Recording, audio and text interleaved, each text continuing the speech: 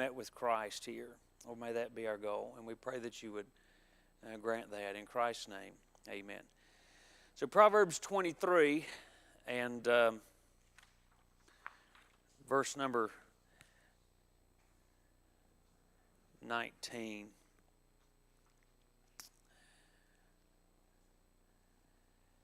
Hear thou, my son, and be wise, and guide thine heart in the way. So there's the thought here is it changes. And you see that same phrase over and over. Back in verse 15, my son, if thine heart be wise. Then he goes on and gives this little lesson. Then in verse 19, he addresses him again, my son. So it's almost like the lesson changes. You go from, previously it was, my son, be not envious of sinners, let not thine heart envy sinners. And now it's kind of the tone changes. He changes to it's kind of a new lesson here, or the next lesson, if you want to think of it that way. He says, here, listen to what I have to tell you. Hear thou, my son, and be wise, and guide thine heart in the way. Listen to what I'm telling you. Pay attention to what I'm telling you here, because this is an important thing. So he's kind of just capturing his attention. And we do that sometimes when we're speaking, and probably not as often as I should, but sometimes in preaching or any public speaking event, the speaker sometimes will just change the course for a minute. You kind of maybe pause and just kind of recapture your attention. And that's just kind of a speaking technique to kind of, hey, don't wander away, pay attention here, we've got something important. And this is what he's going to say. Guide thine heart in the way. Hear what I'm telling you. Be wise. If you'll listen to what I'm telling you, you're going to be wise. And you guide your heart by the things I've taught you. Live your life in the way that I've taught you to live it. That's what he's getting at. Verse 20. And so and wisdom will do that. Wisdom listens to instruction. Wisdom, and we've seen that all the way through the book of Proverbs. And there is a lot of repetition in this book. But wisdom hears, wisdom listens, and wisdom follows wise counsel. That's what wisdom will do. And we guide our heart. We guide ourselves after that same wisdom that's taught us. Verse 20, be not among wine-bibbers, among riotous eaters of flesh. So he says, look, if you spend time with these people, don't be around these people. Remember, he started this chapter, if you're sitting down with a ruler, you consider what's in front of you. And you put a knife to your throat if you're one given to appetite.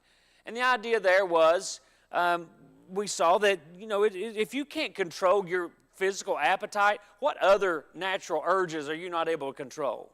And so that's a simple one that illustrates some more complex ones. But verse 20, be not among wine-bibbers, those who are heavy drinking the wine, riotous eaters of flesh. Now, why would he say eaters of flesh? I was just talking about, man, we'd memorize some scripture for some steak dinner, wouldn't we? But he says, be not among those riotous eaters of flesh. This is that gluttonous. This is that wine-guzzling, eating, drinking, partying, gluttonous feast that he's representing here. And this was common among these rulers of the day. You remember Eglon, who was king of Moab. Remember, and I heard a preacher one time, I don't even remember where it came from, but said they preached a message on that and says, when lefty let fatty have it.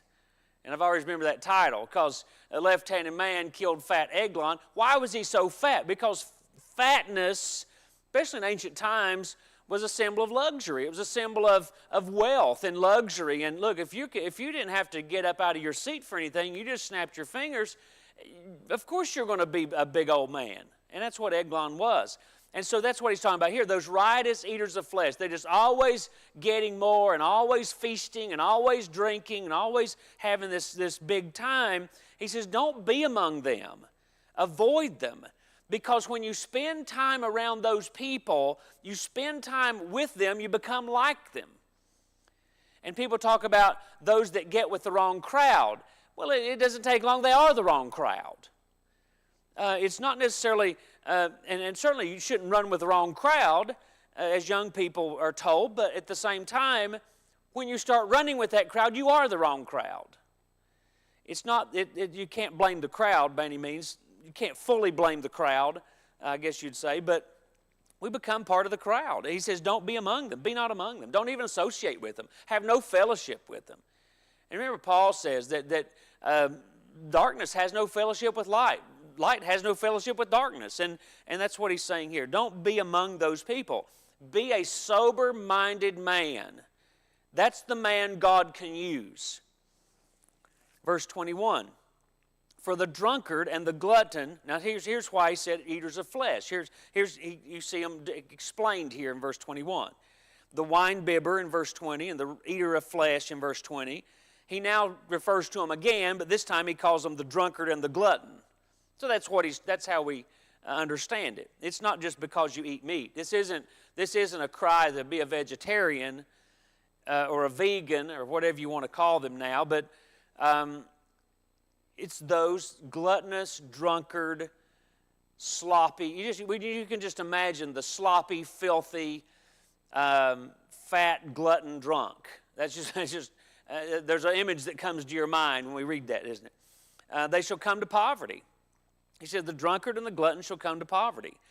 And why is that? Because those two things, drunkenness, gluttony, they tend to slothfulness, and they tend to laziness. And drowsiness, in verse 21, shall clothe a man with rags.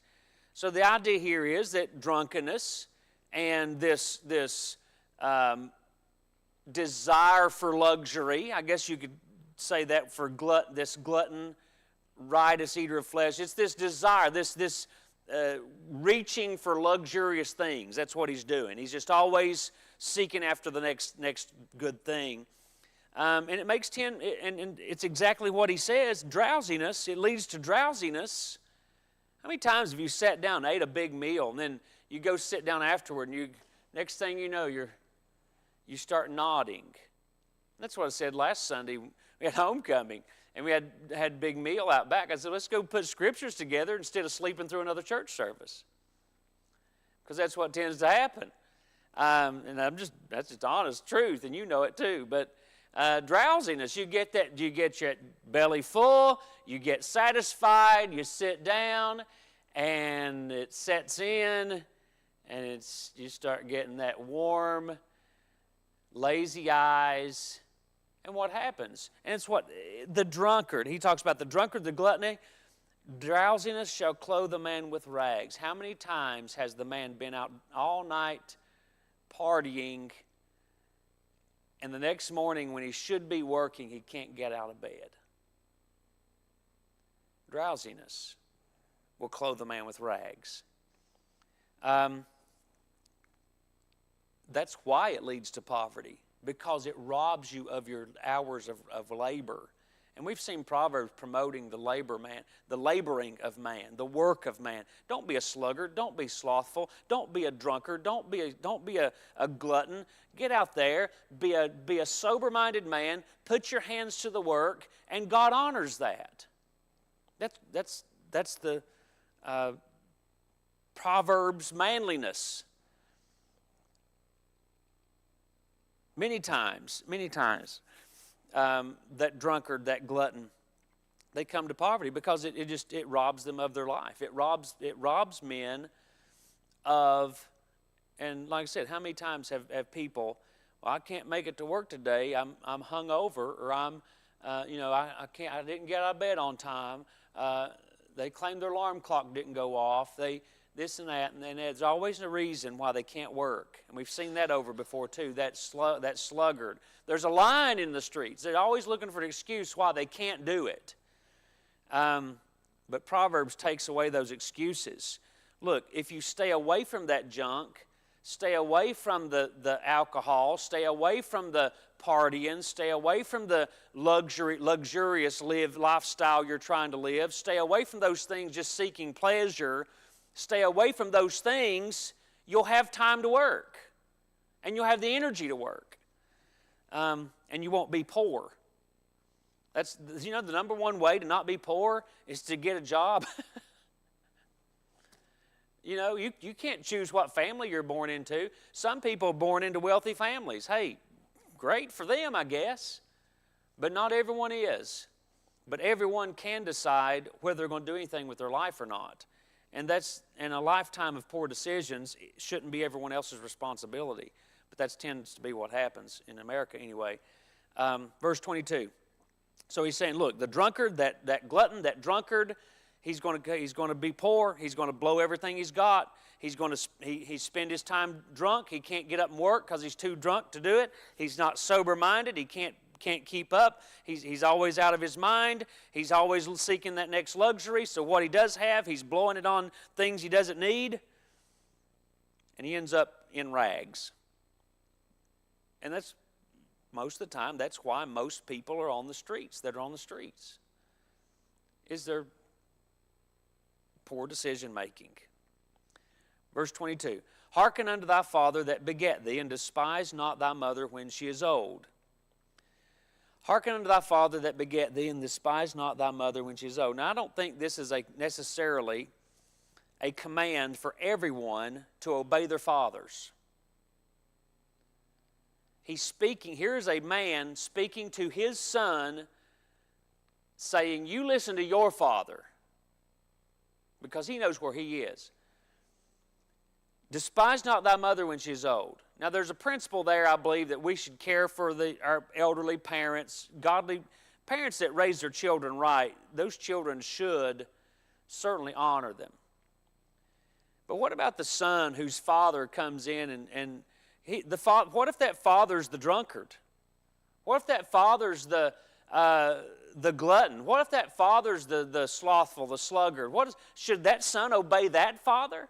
Absolutely not. Paul says, obey your parents in the Lord. Children, obey your parents in the Lord, for this is right. And that's what we see here, too, I believe, is Solomon is saying, look, you listen to me as your father, I'm telling you, because I do care for you. I am concerned about your future. I am trying to teach you true wisdom. I'm trying to lead you in the things of God. Listen to me and listen to your mother. Not just because we're your parents, but because we're trying to bring you closer to God. Listen to your father. Hearken unto thy father that begat thee. That's me, Solomon, he's speaking. That's not necessarily just across the board, every child should obey every parent. That's not what that is. Because we know there's an exception to that. The son or daughter that's born to a fool, I don't think they're under any obligation to obey their foolishness or to follow in their foolishness. And I've said it before, and you take two people under the same household, and the fathers are drunk, they come home, the children grow up, one becomes a drunk and one's not. One lives a successful life. And you say, well, why did you become a drunk? Because I saw my daddy and he was a drunk. You ask the other one, why did you never drink? Well, I saw my daddy because he was a drunk. You see, I don't think we're obligated to obey or follow in the footsteps of the fool. We never are. But the general principle is this: care for those that truly cared for you. Hearken unto thy father that begat thee, and despise not thy mother when she's old. He says, son, I won't always be here. If I'm gone and your mother's here, you take care of her. The parent who has instructed their children in wisdom, who has provided for their children, who has cared for their children, nurtured them, they do deserve honor. And we honor them by their care we give them in their older age. Despise not thy mother when she is old. Don't forsake those that have cared for you. And I think that could go across the board and be applicable even over into spiritual things. You think about those that taught you the things of Christ. You think about those who, and I think about even as a young person, Sunday school teachers, people that's been involved in my life that maybe they didn't even realize what they were doing at the time, but it did make a difference. It did make a difference. Verse 23, buy the truth and sell it not. Also wisdom and instruction and understanding. Buy the truth. Purchase it. Spend all you have for it. Dedicate your life to obtaining the truth. And don't neglect it. Once you know the truth, don't forsake it. Don't turn from it. Don't sell it. Don't give it up at any cost. Keep it at all costs. There's no price that's too high to know the truth, really, is there? And, sometimes, you read the Bible and it seems like the Bible isn't saying what most people are saying. And you think, well, why is it that what's popular isn't what's actually the Bible is actually telling us? Sometimes you have to give up even reputation.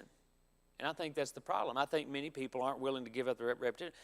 Somebody asked, maybe one of you, asked me, well, why is it, how do people not see this particular thing? How do people not see this in the Bible? But they'll preach something different which right there it seems pretty clear. And I believe it's just that. They're not willing to sacrifice, not willing to pay the price for the truth. Because pride is a powerful thing. Pride is a powerful thing. And on the financial side of it, you think just financially, where our money goes, I believe tells a lot about our heart. Where do we spend our money? Where does it go? Do we give to the cause of Christ? Do we help in missions? Do we give to promoting the gospel? Are we willing to sacrifice for things? Buy the truth and sell it not. Wisdom, instruction, understanding, those are the things of the greatest value are those things. Verse 24. The father of the righteous shall greatly rejoice, and he that begetteth a wise child shall have joy of him. And we've seen this before as well, but he carries on into verse 25. Thy father and thy mother shall be glad, and she that bare thee shall rejoice. The father of the righteous shall greatly rejoice. John said in 3 John, he says, I have no greater joy than to hear that my children walk in truth. Paul said the same thing about Timothy. Unto Timothy, my own son in the faith. John's calling those other believers his children. He says, my children are walking in truth. Paul views Timothy as a son in the faith. And it's a wonderful thing physically. As parents, it's a joy to see children that are serving the Lord. But it's also a joy to see others. And I talked about those that have influence in our life, those spiritual parents, if you would, of ours, those spiritual leaders that's been involved in our life. It's a joy for when we're in a role of leadership to look back and see those that we've had a hand in their life, we've had some sort of influence in their life, and they're serving God and they're living for God. Boy, that's a joyful thing. And it's a joy to see those that we've had an opportunity to teach and to influence and to preach to over the years who are faithful to the things of God. It's a joyful thing. And that's what, that applies to natural parenthood as well as spiritual parenthood, as those that we have helped raise up in the things of the Lord and teach the Scriptures to. Those that we've nurtured as believers. And certainly we all should have something like that in our life, somewhere along the line. And it may be our own children that we've, not just that we've fed and clothed and bathed and that type of thing, but we've taught them the things of the Lord. We've brought them up in the Scriptures and brought them up in church and among the fellowship of other believers. And, whether it's our children, someone else's children, whatever it is, there is a role for us all as a spiritual parent, if you would, of someone, or many even. But it's a joy to see others that come behind us in the next generation, to see them serving God. That's a joyful thing, to see young people in general serving God. Verse 26, my son, give me thine heart, and let thine eyes observe my ways. So here again, he's saying, my son, he's recapturing his attention. Give me your heart. Back when we first started, he says, hear and guide thy heart. Here, you have a responsibility to guide your heart. But he also looks back and he looks at him and says, look, son, let me have your heart and I'll help you guide it. And that's the way it is with children. Children, they're going to, in the end, they're responsible. They will be responsible for themselves. But at the same time, being responsible for myself is trusting someone else to lead me the right way. And that's what Solomon is asking here. He says, my son, give me your heart. Watch me, learn from me, and learn my ways, observe my ways. Verse 27, for a whore is a deep ditch, and a strange woman is a narrow pit. She also lieth in wait as for a prey, and increaseth the transgressors among men. That whorish woman, that loose woman is a deep pit. And many men have fallen into that pit. Many men have fallen into that ditch. And it's a hard pit to recover from. It's a difficult ditch to recover from. It's deep and narrow. It's hard to get out of. And many people, many men have suffered a life of misery and regret by falling into that trap. How many have been plagued with some disease? How many live always looking over their shoulder because of some jealous husband? Or how many have lost their lives because of the jealousy that comes with things like that? This whorish woman is a deep ditch, hard to get out of, difficult to recover from. And along with that, verse 29, who hath woe? Who hath sorrows? Who hath contentions? Who hath babbling? Who hath wounds without cause? Who hath redness of eyes? They that tarry long at the wine, they that go to seek mixed wine. There again, amen. And this lasts from verse 28 all the way down to verse 35. He's going to give this kind of a long instruction here concerning alcohol. He was talking about the wine bibber already. But now he's going to talk about those that tarry at the wine, those that are engaged their life. And here's the thing too, he puts it in the same context and in the same lesson as falling prey to a whorish woman. And doesn't those two often go together? One often leads to the other. One way or the other. If you start with the wine, you very well could end up with the whore. You start with the whore, you end up with the wine. And so they very well go together. Who hath woe? Who hath sorrow? He has nothing good to say about wine here. Not a thing. What does he say about it? Woe, sorrow, contentions, babbling, slurred speech. You just can't talk the way you normally would talk. Babbling, wounds without cause. How'd you get that knot on your head? I don't know. I was drunk last night. Redness of eyes. Why do they shine that light in your face? Why does the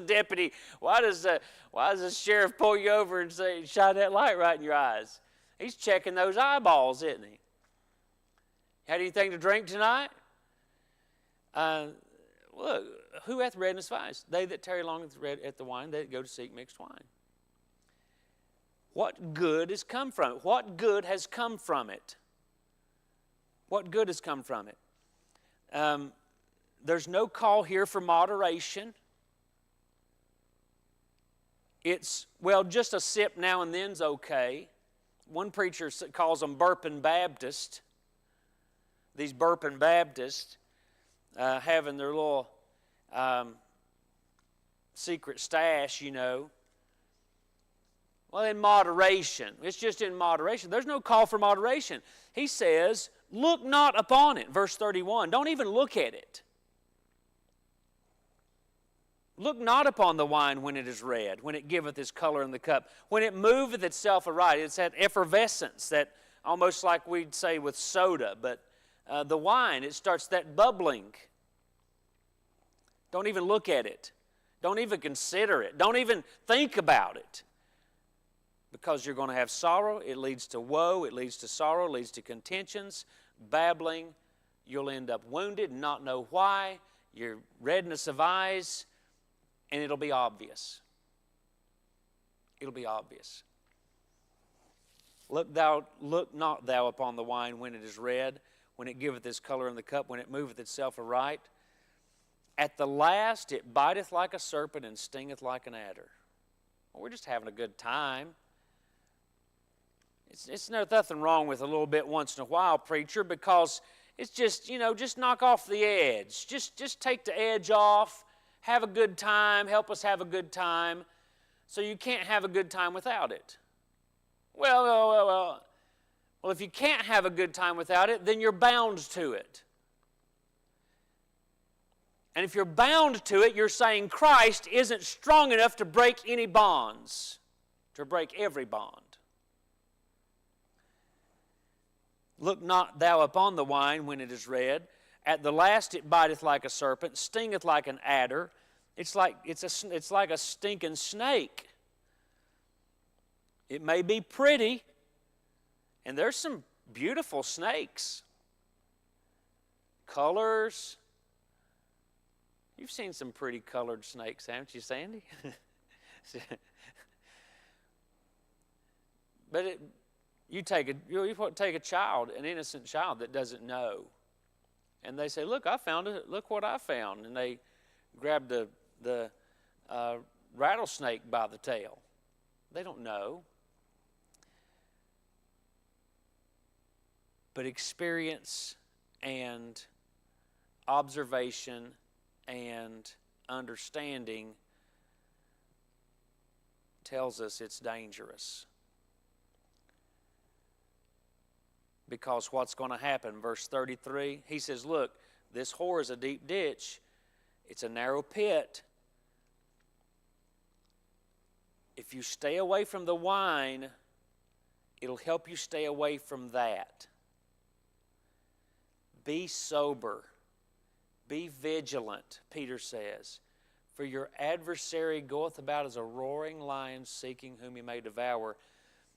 Solomon paints it as this strange woman.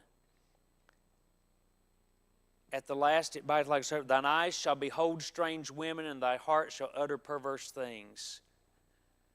People talk about you lose all inhibition, don't you, when you're under the influence of things. Thine eyes shall behold strange women. Thine heart shall utter perverse things.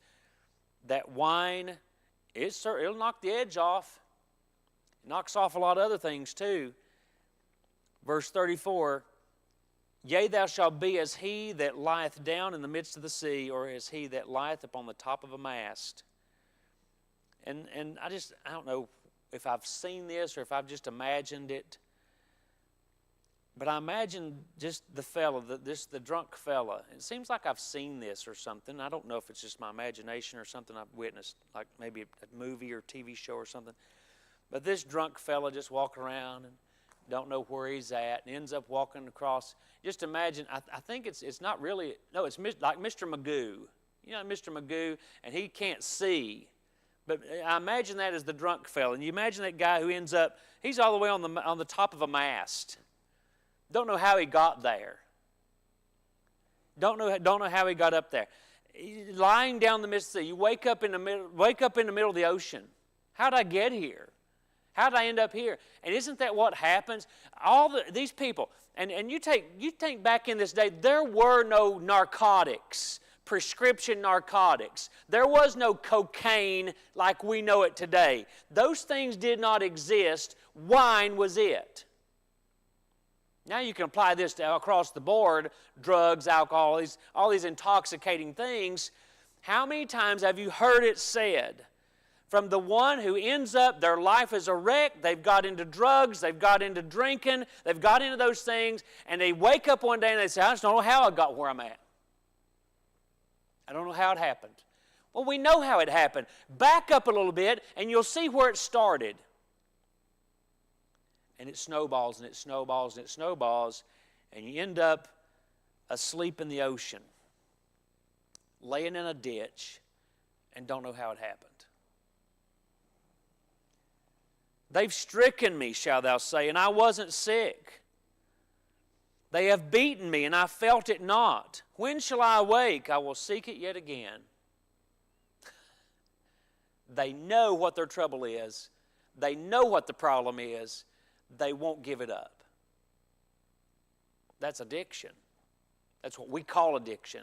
It's not really addiction, I don't think. I think it's deeper than that. I think it's just an unwillingness to give it up a lot of times. We act like addiction is, and here's something I have a little bit of a problem with. We act like addiction is a sickness rather than a sin. He says, I wasn't sick. They've stricken me, and I wasn't sick. They've beaten me, I felt it not. When shall I awake? I will seek it yet again. They're drunken, they're beaten, they're numb, they're unaware. I don't know how I got where I'm at, but let's go do it again. Because they love, because sin is a heavy and hard taskmaster. It's bondage to sin. We call it addiction. It's not a sickness. It's a bondage that can be broken by the power of Christ.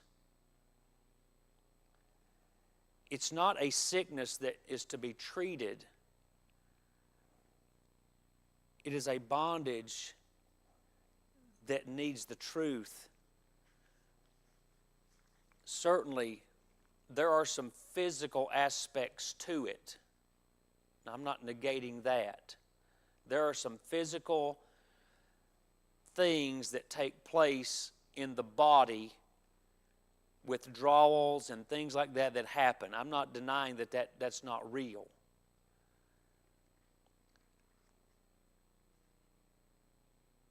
But that's part of why it just goes to show how strong of a bond sin can have.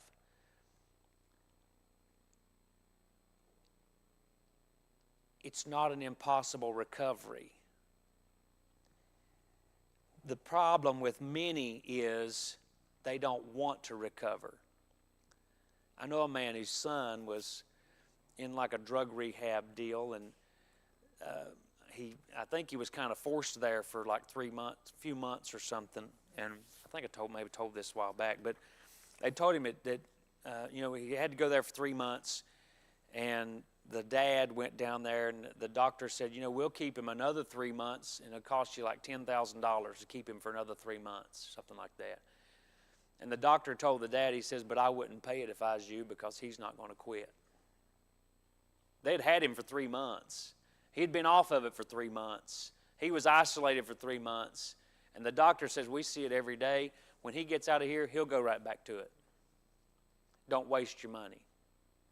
We can keep him for 3 more months, but don't waste your money. And it all comes down to, do you want to give it up? Can you have a good time without it? Yes. You can have a good time without it. So, Solomon has nothing good to say about wine. Then you got the arguments. Well, Jesus turned the water into wine, and Paul told Timothy to use a little wine for his stomach's sake. And what about those? What about those? Well, I can give you one good verse that'll help you with that. Isaiah 65. I think it's verse 8. I think it's Isaiah 65.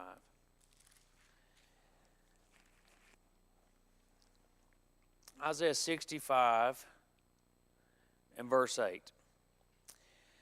Thus saith the Lord, as the new wine is found in the cluster, and one saith, destroy it not, for a blessing is in it, so will I do for my servant's sake, that I may not destroy them all. The wine, Isaiah is here speaking of wine in the cluster.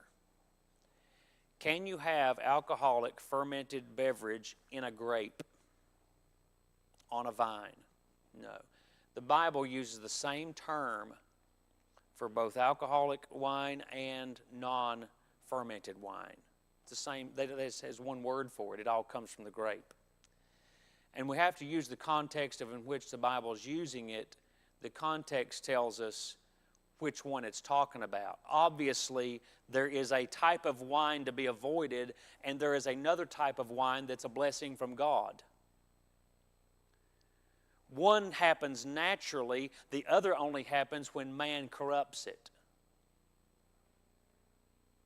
The conditions have to be right. The recipe has to be correct. Too much sugar and it won't work. Too much of this and it won't work. So man has to be involved in making wine, as we would say. God's wine is a natural occurrence that is a blessing. And when we see the Bible speaking about the blessings of wine, the joy it brings, those type of things, it's talking about what we would say grape juice. Just it's the juice, it's the blood of the grape. When it's condemning it, it's speaking of the alcohol, the fermented type of wine. And I have friends that don't like that, but I believe it's what the Bible teaches. And if you study the language, there's